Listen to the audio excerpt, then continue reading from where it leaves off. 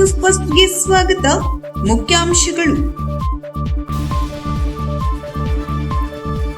9.90 ಕೋಟಿ ರೂಪಾಯಿ ವೆಚ್ಚದಲ್ಲಿ ವಿವಿಧ ಕಾಮಗಾರಿಗಳಿಗೆ ಭೂಮಿ ಪೂಜೆ ನೆರವೇರಿಸಿದ ಶಾಸಕ ಶಿವರಾಮ್ ಹೆಬ್ಬಾರ್. ಸಿದ್ದಾಪುರ ತಾಲೂಕಿನ ಹಲವೆಡೆ 2.35 ಕೋಟಿ ರೂಪಾಯಿ ವೆಚ್ಚದ ವಿವಿಧ ಅಭಿವೃದ್ಧಿ ಕಾಮಗಾರಿಗಳಿಗೆ ಶಾಸಕ ಭೀಮಣ್ಣ ನಾಯ್ಕ ಅವರಿಂದ ಭೂಮಿ ಪೂಜೆ. ಸಮಾಜ ಕಾರ್ಯ ಬುಡಕಟ್ಟು ಶಿಬಿರದ ಸಮಾರೋಪ ಸಮಾರಂಭ. ಮೂಡಿಗೆರೆ ಕಾಡಿನಲ್ಲಿ ಅನಾಥ ಶವ ಪತ್ತೆ, ಹೆಗಲು ಕೊಟ್ಟು ಮಾನವೀಯತೆ ಮೆರೆದ ಪಿಎಸ್ಐ. ಕಾಳಂಗಿ ಸಹಕಾರಿ ಸಂಘ ಅವ್ಯವಹಾರ ಸಹಕಾರ ಇಲಾಖೆಯಿಂದ ತನಿಖೆಗೆ ಆದೇಶ. ಜುಲೈ ತಿಂಗಳಿನಲ್ಲಿ ಅರೆಬೆತ್ತಲೆ ಪ್ರತಿಭಟನೆ, ಹೋರಾಟದ ಪರಿ ವಿವರಿಸಿದ ತಾಲೂಕು ಹೋರಾಟ ಸಮಿತಿ. ಮೇ 23ರಂದು ಉಪನ್ಯಾಸ ಹಾಗೂ ಭಜನಾ ಕಾರ್ಯಕ್ರಮ. ಕಲಾ ಸೇವಾ ರತ್ನ ಪ್ರಶಸ್ತಿಗೆ ಭಾಜನರಾದ ಶಿರಸಿಯ ಕೀರ್ತಿ ವಿಠಲ್ ಶಾನ್ಭಾಗ್. ಎಲೆಚುಕ್ಕೆ ರೋಗ ನಿರ್ವಹಣೆ ಮತ್ತು ಸಂವಾದ ಕಾರ್ಯಕ್ರಮ ಅತ್ಯಂತ ಯಶಸ್ವಿಯಾಗಿ ಸಂಪನ್ನ. ಮೇ 18ರಂದು ಸೋಮವಾರ ನಂದೊಳ್ಳಿ ಗ್ರಾಮ ಪಂಚಾಯತ್ ವ್ಯಾಪ್ತಿಯ ಅಣಲಗಾರ ಗೋಪಾಲಕೃಷ್ಣ ದೇವಾಲಯದ ಸಮೀಪ ಹಿತ್ಲುಕಾರಗದ್ದೆ ಮಾಗೋಡ ಜಿಲ್ಲಾ ಮುಖ್ಯ ರಸ್ತೆ ಹಾಗೂ ನಂದೊಳ್ಳಿ ಅಣಲಗಾರ ಗೋಪಾಲಕೃಷ್ಣ ದೇವಸ್ಥಾನ ರಸ್ತೆ ನಿರ್ಮಾಣ ಕಾಮಗಾರಿಗೆ ಭೂಮಿ ಪೂಜೆ ನೆರವೇರಿಸಿದರು. ನಂತರ ಮಾತನಾಡಿದ ಶಾಸಕರು, ಸುಮಾರು 9.90 ಕೋಟಿ ರೂಪಾಯಿ ವೆಚ್ಚದಲ್ಲಿ ಕೈಗೆತ್ತಿಕೊಳ್ಳಲಾಗಿರುವ ಈ ರಸ್ತೆ ಕಾಮಗಾರಿಯಿಂದ ಗ್ರಾಮೀಣ ಪ್ರದೇಶಗಳ ಸಂಪರ್ಕ ವ್ಯವಸ್ಥೆಗೆ ಹೊಸ ಚೈತನ್ಯ ದೊರೆಯಲಿದ್ದು, ರೈತರು, ವಿದ್ಯಾರ್ಥಿಗಳು ಹಾಗೂ ಸಾರ್ವಜನಿಕರ ಸಂಚಾರಕ್ಕೆ ಹೆಚ್ಚಿನ ಅನುಕೂಲ ಕಲ್ಪಿಸಲಿದೆ ಎಂದರು. ಅಲ್ಲದೆ ಅಭಿವೃದ್ಧಿಯ ದಾರಿಯಲ್ಲಿ ಗ್ರಾಮೀಣ ಭಾಗಗಳನ್ನು ಮತ್ತಷ್ಟು ಬಲಪಡಿಸುವ ಉದ್ದೇಶದಿಂದ ಮೂಲಸೌಕರ್ಯ ಕಾಮಗಾರಿಗಳಿಗೆ ಆದ್ಯತೆ ನೀಡಲಾಗುತ್ತಿದೆ ಎಂದು ತಿಳಿಸಿದರು. ಕ್ಷೇತ್ರದ ಪ್ರತಿಯೊಂದು ಹಳ್ಳಿಗೂ ಉತ್ತಮ ರಸ್ತೆ, ಕುಡಿಯುವ ನೀರು ಹಾಗೂ ಮೂಲಭೂತ ಸೌಲಭ್ಯಗಳನ್ನು ತಲುಪಿಸುವ ಕಾರ್ಯ ನಿರಂತರವಾಗಿ ನಡೆಯಲಿದೆ ಎಂದರು. ಈ ಸಂದರ್ಭದಲ್ಲಿ ಸ್ಥಳೀಯ ಜನಪ್ರತಿನಿಧಿಗಳು, ಗ್ರಾಮಸ್ಥರು, ಮುಖಂಡರು ಹಾಗೂ ವಿವಿಧ ಇಲಾಖೆಗಳ ಅಧಿಕಾರಿಗಳು ಉಪಸ್ಥಿತರಿರಲಿದ್ದು ಕಾಮಗಾರಿಗೆ ಶುಭ ಕೋರಿದರು. ಶಿರಸಿ ಸಿದ್ದಾಪುರ ಕ್ಷೇತ್ರದ ಶಾಸಕರಾದ ಭೀಮಣ್ಣ ನಾಯ್ಕ ಸೋಮವಾರದಂದು ಸಿದ್ದಾಪುರ ತಾಲೂಕಿನ ಹಲವೆಡೆ 2.35 ಕೋಟಿ ವೆಚ್ಚದ ವಿವಿಧ ಅಭಿವೃದ್ಧಿ ಕಾಮಗಾರಿಗಳಿಗೆ ಭೂಮಿ ಪೂಜೆ ನೆರವೇರಿಸಿದರು. ತಾಲೂಕಿನ ಗ್ರಾಮೀಣ ಭಾಗದ ಮೂಲಭೂತ ಸೌಲಭ್ಯ ಕಲ್ಪಿಸುವ ಹಿನ್ನೆಲೆಯಲ್ಲಿ 2.35 ಕೋಟಿ ರೂಪಾಯಿ ವೆಚ್ಚದಲ್ಲಿ ವಿವಿಧ ಕಾಮಗಾರಿಗಳಿಗೆ ಶಿಲಾನ್ಯಾಸ ನೆರವೇರಿಸಿ ಮಾತನಾಡಿ, ಶಿರಸಿ ಸಿದ್ದಾಪುರ ಕ್ಷೇತ್ರಕ್ಕೆ ಹಿಂದೆಂದೂ ಕಾಣದಷ್ಟು ಅನುದಾನ ತಂದಿದ್ದೇನೆ. ಚುನಾವಣೆ ಸಂದರ್ಭದಲ್ಲಿ ಘೋಷಿಸಿದ 5 ಗ್ಯಾರಂಟಿಗಳು ಸಹ ಯಶಸ್ವಿಯಾಗಿ ಅನುಷ್ಠಾನಗೊಳಿಸಲಾಗುತ್ತಿದೆ. ಚುನಾಯಿತ ಸದಸ್ಯನಾದವನು ಆಯ್ಕೆ ಮಾಡಿದ ಮತದಾರರ ಅಳಲನ್ನು ಆಲಿಸಬೇಕು. ಸಾಕಷ್ಟು ಬಾರಿ ಆಯ್ಕೆಯಾದ ಜನಪ್ರತಿನಿಧಿಗಳಾದವರು ತಮ್ಮ ಕೆಲಸ ಸರಿಯಾಗಿ ಮಾಡಿದ್ದರೆ ಇಷ್ಟು ಸಮಸ್ಯೆಯಾಗುತ್ತಿರಲಿಲ್ಲ. ನಿಮ್ಮ ಅವಧಿಯಲ್ಲಿ ಕೆಲಸ ಮಾಡಲಾಗದೆ ಜನರಿಗೆ ಮಂಕುಬೂದಿ ಎರಚಿ ಇದೀಗ ಆಗುತ್ತಿರುವ ಅಭಿವೃದ್ಧಿ ಸಹಿಸಲಾಗದೆ ರಾಜಕೀಯಕ್ಕೋಸ್ಕರ ಆರೋಪ ಮಾಡುತ್ತಿದ್ದೀರಿ. ಸರ್ಕಾರದ ಖಜಾನೆ ಖಾಲಿ ಎನ್ನುವವರು 5 ಗ್ಯಾರಂಟಿಗೆ ಹಣ ಎಲ್ಲಿಂದ ಬರುತ್ತದೆ ಎಂಬುದನ್ನು ಅರಿತುಕೊಳ್ಳಬೇಕು ಎಂದರು. ವಿವಿಧ ಕಾಮಗಾರಿಗೆ ಶಿಲಾನ್ಯಾಸ. ಶಿರಳಗಿ ಗ್ರಾಮ ಪಂಚಾಯತ್ ವ್ಯಾಪ್ತಿಯಲ್ಲಿ 25 ಲಕ್ಷ ರೂಪಾಯಿ ವೆಚ್ಚದ ಬಿಕ್ಕಳಸೆ ಊರಿನ ಸಭಾಭವನ, 20 ಲಕ್ಷ ರೂಪಾಯಿ ವೆಚ್ಚದ ಹಂಜಕ್ಕಿಯಿಂದ ಬಿಕ್ಕಳಸೆ ರಸ್ತೆ, 25 ಲಕ್ಷ ರೂಪಾಯಿ ವೆಚ್ಚದ ಮುಗದೂರು ರಸ್ತೆ. ಬೇಡ್ಕಣೆ ಗ್ರಾಮ ಪಂಚಾಯತ್ ವ್ಯಾಪ್ತಿಯಲ್ಲಿ 20 ಲಕ್ಷ ರೂಪಾಯಿ ವೆಚ್ಚದ ಬಿರಿಬನದ ಏರಿಯಿಂದ ಕಡಕೇರಿ ರಸ್ತೆ, 20 ಲಕ್ಷ ರೂಪಾಯಿ ವೆಚ್ಚದ ಬೇಡ್ಕಣೆ ಜನತಾ ಕಾಲೋನಿ ರಸ್ತೆ. ಬೆಳಗಿ ಗ್ರಾಮ ಪಂಚಾಯತ್ ವ್ಯಾಪ್ತಿಯಲ್ಲಿ 20 ಲಕ್ಷ ರೂಪಾಯಿ ವೆಚ್ಚದಲ್ಲಿ ಅಬ್ಬಿಗದ್ದೆ ಚೌಕಿಮಠ ರಸ್ತೆ, 15 ಲಕ್ಷ ರೂಪಾಯಿ ವೆಚ್ಚದ ಕಟ್ಟೆಕೈ ಕಲಗುಬಳ್ಳಿ ರಸ್ತೆ ಬದಿ ತಡೆಗೋಡೆ.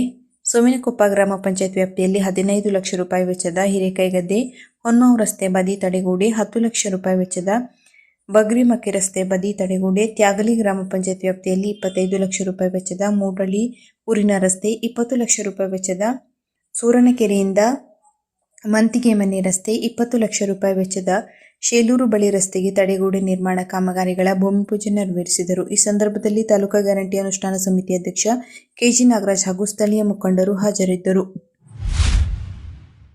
ಬೆಳಗಾವಿಯ ರಾಣಿ ಚೆನ್ನಮ್ಮ ವಿಶ್ವವಿದ್ಯಾಲಯದ ಸಮಾಜ ಕಾರ್ಯ ಅಧ್ಯಯನ ಮತ್ತು ಸಂಶೋಧನೆ ವಿಭಾಗ ಆಯೋಜಿಸುತ್ತಿರುವ 2025-26ನೇ ಸಾಲಿನ ಸಮಾಜ ಕಾರ್ಯ ಬುಡಕಟ್ಟು ಶಿಬಿರವನ್ನು ಉತ್ತರ ಕನ್ನಡ ಜಿಲ್ಲೆಯ ಹಳಿಯಾಳ ತಾಲೂಕಿನ ಸಾಂಬ್ರಾಣಿ ಗ್ರಾಮದಲ್ಲಿ ಮೇ 10ರಿಂದ ಮೇ 16ರವರೆಗೆ ಆಯೋಜಿಸಲಾಗಿತ್ತು. ಮೇ 16ರಂದು ಸಮಾರೋಪ ಸಮಾರಂಭ ಹಮ್ಮಿಕೊಳ್ಳಲಾಗಿತ್ತು. ಮುಖ್ಯ ಅತಿಥಿಯಾಗಿ ಆಗಮಿಸಿದ ಹಳಿಯಾಳ ಪಿಎಸ್ಐ ಶ್ರೀ ಬಸವರಾಜ್ ಮೊಬನೂರು ಮಾತನಾಡಿ, ಸಮಾಜವನ್ನು ತಿದ್ದಲು ಸಮಾಜ ಕಾರ್ಯಕರ್ತರ ಪಾತ್ರ ಮಹತ್ವದ್ದಾದುದು. ಸಮಾಜದಲ್ಲಿ ಸಾಕಷ್ಟು ಅಪರಾಧ ಚಟುವಟಿಕೆಗಳು ಕಂಡುಬರುತ್ತಿವೆ. ಹೀಗಾಗಿ ಸಮಾಜ ಕಾರ್ಯಕರ್ತರು ಜನರಿಗೆ ಕಾನೂನು ಜ್ಞಾನದ ಜಾಗೃತಿ ಮೂಡಿಸುವುದರಿಂದ ಇಂತಹ ಅಪರಾಧವನ್ನು ತಗ್ಗಿಸಬಹುದು ಎಂದರು. ಅತಿಥಿಗಳಾಗಿ ಆಗಮಿಸಿದ ಎಎಸ್ಐ ಅಂಬಿಕಾ ಗಾಣಿಗೇರ ಮಾತನಾಡಿ, ಇಂತಹ ಸಮಾಜ ಕಾರ್ಯ ಶಿಬಿರಗಳಿಂದ ಜನರಲ್ಲಿ ಕಾನೂನಿನ ಬಗ್ಗೆ ತಿಳುವಳಿಕೆ ಮೂಡಿಸಲು ಸಹಾಯಕ. ಸಮಾಜ ಕಾರ್ಯ ವಿದ್ಯಾರ್ಥಿಗಳ ಸಮಾಜದ ಪ್ರಜ್ಞೆ ದೇಶಕ್ಕೆ ಮಾದರಿ ಎಂದರು. ಗ್ರಾಮದ ಮುಖಂಡರಾದ ಶ್ರೀ ಇಂದಿರಾಕಾಂತ್ ಚಂದ್ರಹಾಸ ಕಾಮಕರ ಅವರು ಮಾತನಾಡಿ, ಈ ಸಮಾಜ ಕಾರ್ಯ ಬುಡಕಟ್ಟು ಶಿಬಿರವು ಅರ್ಥಪೂರ್ಣದಿಂದ ಕೂಡಿದ್ದು ಗ್ರಾಮಸ್ಥರಿಗೆ ಎಂಎಸ್ಡಬ್ಲ್ಯೂ ವಿದ್ಯಾರ್ಥಿಗಳು ನೀಡಿದ ಸೇವೆಗಳು ಉಪಯುಕ್ತವಾಗಿವೆ. ಸದೃಢ ಸಮುದಾಯದ ನಿರ್ಮಾಣಕ್ಕೆ ಸಮಾಜ ಕಾರ್ಯಕರ್ತರ ಪಾತ್ರಗಳು ಶ್ಲಾಘನೀಯವಾಗಿದೆ ಎಂದರು. ಇದೇ ಸಂದರ್ಭದಲ್ಲಿ ಶಿಬಿರಾರ್ಥಿಗಳಿಗೆ ಪ್ರಮಾಣ ಪತ್ರ ವಿತರಿಸಲಾಯಿತು. ಗ್ರಾಮದ ಸರ್ಕಾರಿ ಶಾಲೆಯ ಎಸ್ಟಿಎಂಸಿ ಅಧ್ಯಕ್ಷರಾದ ಶ್ರೀಧರ್ ದಲಾಲ್, ಸದಸ್ಯರಾದ ಸುರೇಶ್ ಮೇದಾರ್ ಹಾಗೂ ನಾಗರಾಜ್ ಮೇದಾರ್, ಸಿಬ್ಬಂದಿ ಕೌಶಿಕ್ ಕೆಕೆ, ಭೈರಪ್ಪ ಹಲಪಗೋಳ, ರೋಹಿತ್ ಪಾಟೀಲ್, ಗ್ರಾಮಸ್ಥರಾದ ಬಸವರಾಜ್ ಮೇದಾರ್, ಹುಸೇನ್ ಸಾಬ್ ಕುಂಬಾರ್, ಆದಿಲ್ ಸಾಬ್ ಮುಲ್ಲಾ ಹಾಗೂ ಗ್ರಾಮಸ್ಥರು ಹಾಗೂ ಶಿಬಿರಾರ್ಥಿಗಳು ಉಪಸ್ಥಿತರಿದ್ದರು. ಶಿಬಿರಾರ್ಥಿ ಮಂಗಲಾ ಮೇತ್ರಿ, ದೀಪಾ ಚೋಗಲ, ಪ್ರವೀಣ್ ಕೊಳ್ಳಿ ಶಿಬಿರದ ಕುರಿತು ಅನಿಸಿಕೆ ವ್ಯಕ್ತಪಡಿಸಿದರು. ಖುಷಿ ಸತ್ಯನಾಯ್ಕ ಶಿಬಿರದ ವರದಿ ವಾಚನ ಮಾಡಿದರು. ಭೂಮಿಕಾ ಪೂಜಾರಿ ಸಂಶೋಧನಾ ವರದಿ ಮಂಡಿಸಿದರು. ನಾಗರಾಜ್ ಪೂಜಾರಿ ಮತ್ತು ದೀಪಾ ಪೂಜಾರಿ ನಿರೂಪಿಸಿದರು. ಅಕ್ಷತಾ ಕಾಂಬಳೆ ಪ್ರಾರ್ಥಿಸಿದರು. ಅಂಕಿತಾ ಪೂಜಾರಿ ಸ್ವಾಗತಿಸಿದರು. ಅಭಿಷೇಕ್ ಹೊಸಮನಿ ವಂದಿಸಿದರು. ಮೂಡಿಗೆರೆ ತಾಲೂಕಿನ ದೇವನಗುಲ್ ಅರಣ್ಯ ಪ್ರದೇಶದಲ್ಲಿ ಅಪರಿಚಿತ ವೃದ್ಧರೊಬ್ಬರ ಶವ ಪತ್ತೆಯಾಗಿದೆ. ಕಳೆದ ಕೆಲವು ದಿನಗಳಿಂದ ರಸ್ತೆ ಬದಿಯ ಅಂಗಡಿಗಳ ಸುತ್ತ ಮಾನಸಿಕ ಅಸ್ವಸ್ಥರಂತೆ ತಿರುಗಾಡುತ್ತಿದ್ದ ಈ ವೃದ್ಧ ಮಂಡ್ಯ ಎಂದು ತಮ್ಮ ಊರಿನ ಹೆಸರನ್ನು ಹೇಳುತ್ತಿದ್ದರು ಎನ್ನಲಾಗಿದೆ. ಗ್ರಾಮ ಪಂಚಾಯಿತಿ ತ್ಯಾಜ್ಯ ವಿಲೇವಾರಿ ಘಟಕದ ಬಳಿ ಬೇಲಿ ಕಾಮಗಾರಿ ನಡೆಸುತ್ತಿದ್ದ ಕಾರ್ಮಿಕರಿಗೆ ಕಾಡಿನೊಳಗೆ ಶವ ಕಂಡು ಬಂದಿದ್ದು, ಅವರು ತಕ್ಷಣ ಬಣಗಲ್ ಪೊಲೀಸರಿಗೆ ಮಾಹಿತಿ ನೀಡಿದ್ದಾರೆ. ಮಾಹಿತಿ ತಿಳಿದ ಬಣಗಲ್ ಪಿಎಸ್ಐ ದಿಲೀಪ್ ಕುಮಾರ್ ಸ್ಥಳಕ್ಕೆ ಭೇಟಿ ನೀಡಿ ಶವ ಪರಿಶೀಲಿಸಿದರು. ಪ್ರಾಥಮಿಕ ತನಿಖೆಯಲ್ಲಿ ದೇಹದ ಮೇಲೆ ಯಾವುದೇ ಗಾಯ ಅಥವಾ ಅನುಮಾನಾಸ್ಪದ ಗುರುತುಗಳು ಕಂಡುಬಂದಿಲ್ಲ ಎನ್ನಲಾಗಿದೆ. ನಂತರ ಸಮಾಜ ಸೇವಕ ಆರಿಫ್ ಅವರ ಆಂಬ್ಯುಲೆನ್ಸ್ ಮೂಲಕ ಶವವನ್ನು ಚಿಕ್ಕಮಗಳೂರು ಜಿಲ್ಲಾ ಸರ್ಕಾರಿ ಆಸ್ಪತ್ರೆಯ ಶವಾಗಾರಕ್ಕೆ ಸಾಗಿಸಲಾಗಿದೆ. ಈ ವೇಳೆ ಅನಾಥ ಶವವನ್ನು ಸ್ವತಃ ಹೆಗಲ ಮೇಲೆ ಹೊತ್ತು ಆಂಬ್ಯುಲೆನ್ಸ್ಗೆ ತಂದು ಸಹಾಯ ಮಾಡುವ ಮೂಲಕ ಪಿಎಸ್ಐ ದಿಲೀಪ್ ಕುಮಾರ್ ಕರ್ತವ್ಯದ ಜೊತೆಗೆ ಮಾನವೀಯತೆಯ ಪಾಠವನ್ನು ಬೋಧಿಸಿದ್ದಾರೆ. ಅವರ ಈ ಕಾರ್ಯ ಸ್ಥಳೀಯರಲ್ಲಿ ಅಪಾರ ಮೆಚ್ಚುಗೆಗೆ ಪಾತ್ರವಾಗಿದೆ. ಕಾಳಂಗಿ ವಿವಿಧೋದ್ದೇಶ ಸಹಕಾರ ಸಂಘದಲ್ಲಿ ನಡೆದಿದೆ ಎನ್ನಲಾದ ಅವ್ಯವಹಾರಗಳ ಕುರಿತಂತೆ ಕಲಂ 64ರ ಅಡಿ ತನಿಖೆಗೆ ನಿರ್ದೇಶಿಸಿ ಶಿರಸಿ ಸಹಾಯಕ ನಿಬಂಧಕರಾದ ಅಜಿತ್ ಶಿರಹಟ್ಟಿ ಆದೇಶ ಹೊರಡಿಸಿದ್ದಾರೆ.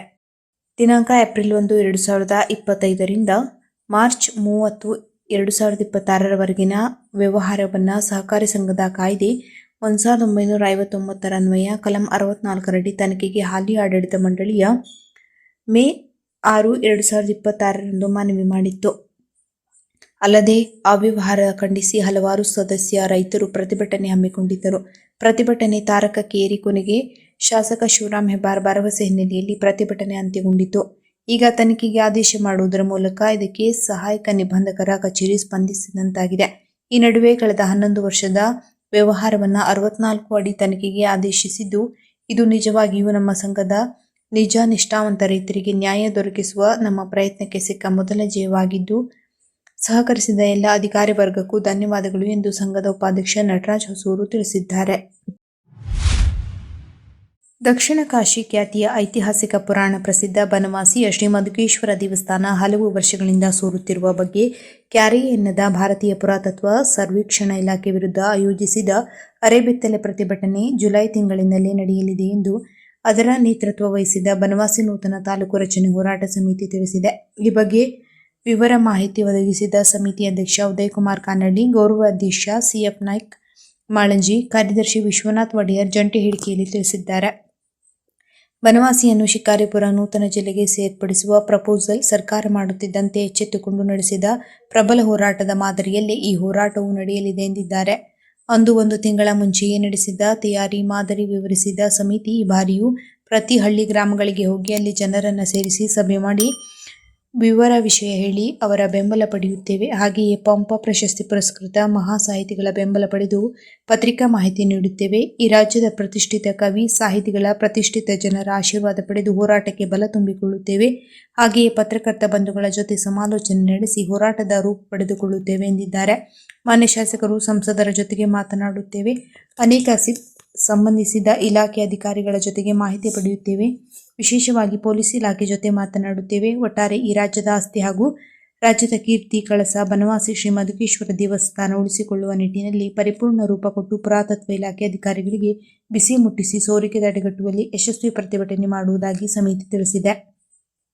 ಶ್ರೀ ಮಧುಕೇಶ್ವರ ದೇವಸ್ಥಾನದಲ್ಲಿ ಮೊದಲು ಪೂಜೆ ಸಲ್ಲಿಸಿ ಆನಂತರ ದೇವಸ್ಥಾನ ಎದುರಿಗೆ ಪ್ರತಿಭಟನೆ ಆರಂಭಗೊಳ್ಳುತ್ತದೆ. ನಂತರ ಬನವಾಸಿ ನಗರದ ಪ್ರಮುಖ ಬೀದಿಗಳಲ್ಲಿ ಸಂಚರಿಸಿ ಸೇರಿದ ಸಾವಿರಾರು ಭಕ್ತಾದಿಗಳೊಂದಿಗೆ ಪಂಪಾ ವೃತ್ತದಲ್ಲಿ ಬೃಹತ್ ಸಭೆ ನಡೆಯುತ್ತೇವೆ ಎನ್ನುತ್ತಾ ದಿನಾಂಕವನ್ನು ಜುಲೈ ಮೊದಲ ವಾರದಲ್ಲಿ ನಿಗದಿ ಮಾಡಿ ಪ್ರಕಟಿಸಲಾಗುವುದು ಎಂದು ತಾಲೂಕು ಹೋರಾಟ ಸಮಿತಿ ತಿಳಿಸಿದೆ.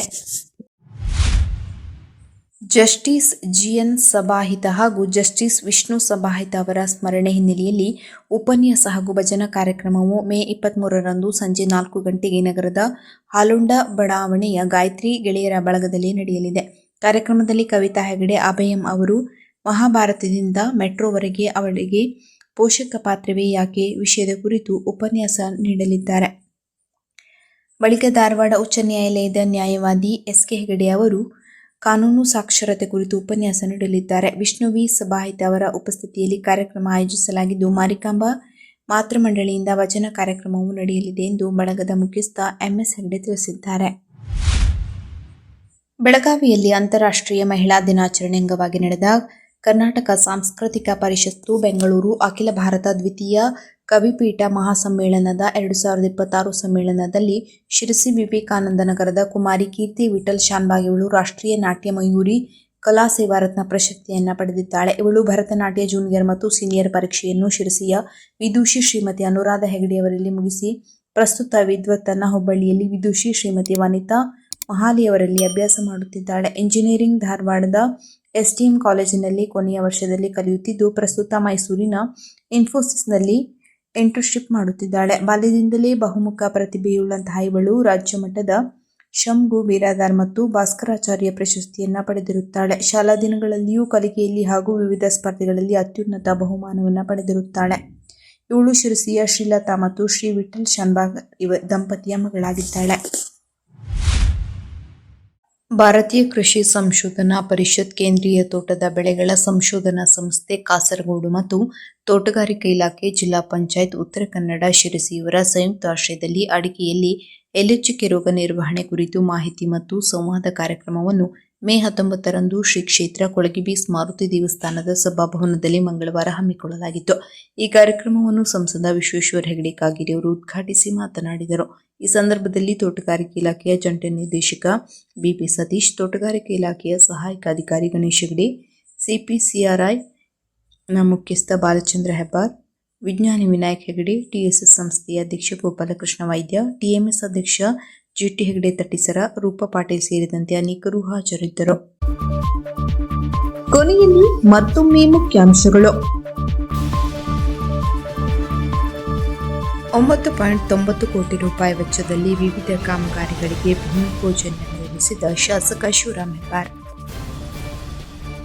ಸಿದ್ದಾಪುರ ತಾಲೂಕಿನ ಹಲವೆಡೆ 2.35 ಕೋಟಿ ರೂಪಾಯಿ ವೆಚ್ಚದ ವಿವಿಧ ಅಭಿವೃದ್ಧಿ ಕಾಮಗಾರಿಗಳಿಗೆ ಶಾಸಕ ಭೀಮಣ್ಣ ನಾಯ್ಕ ಅವರಿಂದ ಭೂಮಿ ಪೂಜೆ.